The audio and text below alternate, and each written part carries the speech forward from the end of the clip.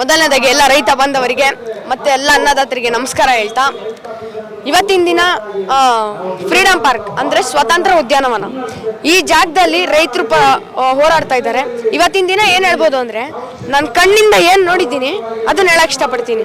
ಏನು ನೋಡಿದ್ದೀನಿ ಅಂದ್ರೆ ನಾನು ರೈತ ಅಲ್ಲ ನೀನು ರೈತ ಅಲ್ಲ ಅಂತ ಉಟ್ಕೊಂಡಿರೋಂಥ ರಾಜಕಾರಣ, ಸಮಯ ವ್ಯರ್ಥ, ಮಾನವೀಯತೆ ಇಲ್ದಿರೋಂಥ ಜ್ಞಾನ, ತ್ಯಾಗ ಇಲ್ಲದ ಪೂಜೆ, ಪ್ರತಿಯೊಬ್ಬರಲ್ಲೂ ವೈಮನಸ್ಸು ಇದನ್ನೆಲ್ಲ ನೋಡ್ಕೊಂಡು ಕಳ್ಕೊಬೇಕಾ? ನಮ್ಮಂತ ಚಿಕ್ಕ ಚಿಕ್ಕ ಮಕ್ಕಳು ಆಯಸ್ಸು ಹೇಳಿ ಕಳ್ಕೊಬೇಕಾ?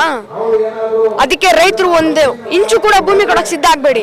ಯಾಕಂದ್ರೆ ಇದು ನಿಮ್ಮ ವೈಯಕ್ತಿಕ ಪ್ರಶ್ನೆಗಳಲ್ಲ, ನಮ್ಮಂತ ಚಿಕ್ಕ ಚಿಕ್ಕ ಮಕ್ಕಳ ಭವಿಷ್ಯದ ಪ್ರಶ್ನೆ. ಅದಕ್ಕೆ ಒಂದು ಇಂಚು ಕೂಡ ಭೂಮಿ ಕೊಡೋಕೆ ಸಿದ್ಧ ಆಗಬೇಡಿ. ಯೋಧರು ಗಡಿ ಕಾಯ್ತಾ ಇರ್ತಾರೆ. ಏನಕ್ಕೋಸ್ಕರ?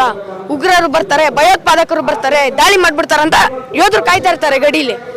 ಆದ್ರೆ ಈ ಭ್ರಷ್ಟರು, ಲಂಚ ಕೇಳೋರು ಅವರೆಲ್ಲ ಗಡಿಯಿಂದ ಈಚೆ ಇಲ್ಲ, ಗಡಿಯಿಂದ ಒಳಗಡೆನೆ ಇದ್ದಾರೆ. ಇಲ್ಲಿ ಸುತ್ತಮುತ್ತ ನೋಡಿದ್ರೆ ಗೊತ್ತಾಗ್ಬಿಡುತ್ತೆ ಯಾರ್ಯಾರಿದ್ದಾರೆ ಲಂಚ ತಗೊಳೋರು, ಯಾರ್ಯಾರಿದ್ದಾರೆ ಭ್ರಷ್ಟರು ಅಂತ. ಇದಕ್ಕೆ ಮೂಲ ಬುಡ ಎಲ್ಲ ಇದೆ ಅಂತ ತಿಳ್ಕೊಬೇಕು. ಮೊದಲು ಎಲ್ಲಿದೆ ಹೇಳಿ ಮೂಲ ಬುಡ? ಇದಕ್ಕೆ ವಲಸಿಗರಿಂದ ಸ್ಟಾರ್ಟ್ ಆಗಿದೆ ಮೂಲ ಬುಡ. ಹೆಂಗೆ ಅಂದ್ರೆ ವಲಸಿಗರು ಬರ್ತಾರೆ, ಬಂದ್ಬಿಟ್ಟು ಗಾಡಿಗಳೆಲ್ಲ ತಗೊಂಡು ಟ್ರಾಫಿಕ್ ಜಾಮ್ ಆಗುತ್ತೆ. ಟ್ರಾಫಿಕ್ ಜಾಮ್ ಆದಾಗ ಸರ್ಕಾರದವ್ರಿಗೆ ಗೊತ್ತಾಗುತ್ತೆ, ಓ ಜನಗಳಿಗೆ ಒಂಚೂರು ತೊಂದರೆ ಆಗ್ತಾ ಇದೆ, ಡೆವಲಪ್ಮೆಂಟ್ ಮಾಡಬೇಕು ಅಂತ ಅವಾಗ ಸ್ಟಾರ್ಟ್ ಮಾಡ್ತಾರೆ ಡೆವಲಪ್ಮೆಂಟ್ ಮಾಡೋಕ್ಕೆ. ಅವಾಗ ಭೂಮಿ ತೊಗೊಬೇಕಾದ್ರೆ ಸಾವಿರಾರು ಮರಗಳನ್ನ ಕಡಿದ್ಬಿಟ್ಟು ಡೆವಲಪ್ಮೆಂಟ್ ಸ್ಟಾರ್ಟ್ ಮಾಡ್ತಾರೆ. ನಿಜವಾಗ್ಲೂ ಹೇಳಿ, ಯಾರಾದರೂ ಕನ್ನಡಿಗರು ಒಬ್ಬರಾದ್ರೂ ನಮ್ಗೆ ಡೆವಲಪ್ಮೆಂಟ್ ಬೇಕು, ನಮಗೆ ಒಂಚೂರು ಪ್ರಾಬ್ಲಮ್ ಆಗಿದೆ ಅಂತ ಯಾರಾದರೂ ಕೇಳಿದಾರಾ? ಕೇಳಿಲ್ಲ. ವಲಸಿಗರು ಬರ್ತಾ ಇರೋದಕ್ಕೋಸ್ಕರ ಡೆವಲಪ್ಮೆಂಟ್ ಮಾಡ್ತಾ ಇದ್ದಾರೆ. ಹೋಗ್ಲಿ, ಇಷ್ಟು ಭೂಮಿ ಎಲ್ಲ ತಗೊತೀರಾ ನೀವು, ತಗೊಂಡು ಡೆವಲಪ್ಮೆಂಟ್ ಮಾಡ್ತೀರಾ? ಅಮ್ಮಮ್ಮ ಅಂದ್ರೆ ಏನು ಮಾಡ್ಬೋದು ಅಷ್ಟು ಭೂಮಿ ತಗೊಂಡು ನೀವು? ಒಂದು 4 ರೋಡ್ಗಳು ಮಾಡ್ಬೋದು, ಒಂದಷ್ಟು ಸೈಟ್ ವಿಂಗಡಣೆ ಮಾಡ್ಬೋದು, ಒಂದೆರಡು ಪಾರ್ಕ್ಗಳನ್ನ ಮಾಡ್ಬೋದು, ಆಮೇಲೆ ಕೈಗಾರಿಕಾ ಪ್ರದೇಶಗಳನ್ನ ಮಾಡ್ಬೋದು. ಇನ್ನೇನು ಮಾಡ್ಬೋದು? ಅದು ಬೇರೆ ಇನ್ನೇನು ಮಾಡ್ತಾರೋ ಅದು ಅವ್ರ ಥಿಂಕಿಂಗ್ ಬಿಡಿ. ಇಷ್ಟೇ ತಾನೇ ಮಾಡೋಕ್ಕೋಗೋದು. ಇದನ್ನ ಮುಂದೆ ನಮ್ಮ ಜನ್ರೇಷನ್ಗೆ ಒಂದು 15 ವರ್ಷನೂ ಬೇಡ, 20 ವರ್ಷ ಬಿಟ್ಬಿಡೋಣ, ಸರಿನಾ?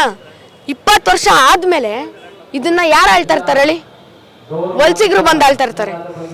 ಇವತ್ತಿಂದಾನೇ ರಾಜ್ಯ ಸರ್ಕಾರದವ್ರು ಎಚ್ಚೆತ್ಕೊಂಡಿಲ್ಲ ಅಂದರೆ ಮುಂದಿನ ದಿನ ಈ ಕಡೆ ಯಾರೋ ಒಂದು 10 ಜನ ವಲಸಿಗರು ಮಂತ್ರಿ, ಈ ಕಡೆ ಯಾರೋ ಒಂದು 2 ಜನ ಕನ್ನಡಿಗರು ಮಂತ್ರಿ ಇರಲ್ಲ ಅಂತ ಏನು ಗ್ಯಾರಂಟಿ ಹೇಳಿ?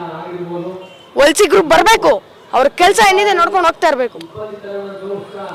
ಇಲ್ಲ ಅಂದರೆ ರೈತರು ಬೀದಿಗೆ ಬೀಳೋದಂತೂ ನಿಜವಾಗ್ಲು ಅದೇ ಏನು ಮಾಡೋಕ್ಕಾಗಲ್ಲ. ಮುಂದೆ ಜನ್ರೇಷನ್ ಉಳ್ಕೊಳಲ್ಲ ಅನ್ಸ್ಬಿಟ್ಟಿದೆ ನನಗೆ. ಯಾಕೋ ಈ ಥರ ಡೆವಲಪ್ಮೆಂಟ್ ಮಾಡಿ ಮರಗಳನ್ನ ಕಡಿದ್ರೆ ನಮ್ಗೆ ಆಕ್ಸಿಜನ್ ಬೇಡವಾ ತಗೊಳಕ್ಕೆ? ಮುಂದೆ ನಮ್ಮ ಜನ್ರೇಷನ್ಗೂ ಬೇಕಲ್ಲ ಉಸಿರಾಟ. ಇವತ್ತು ರೈತರಿಲ್ಲ ಅಂದರೆ ನಮ್ಗೆ ತಿನ್ನೋದಕ್ಕೆ ಊಟ ಇಲ್ಲ, ರೈತರಿಲ್ಲ ಅಂದರೆ ನೀವ್ಯಾರು ಇಲ್ಲ, ದೊಡ್ಡವರು ನೀವಿಲ್ಲ ಅಂದರೆ ನಾವಿಲ್ಲ. ಜನ್ರೇಷನ್ ಮುಕ್ತಿ ಆಗ್ಬಿಡುತ್ತೆ ಅವಾಗ.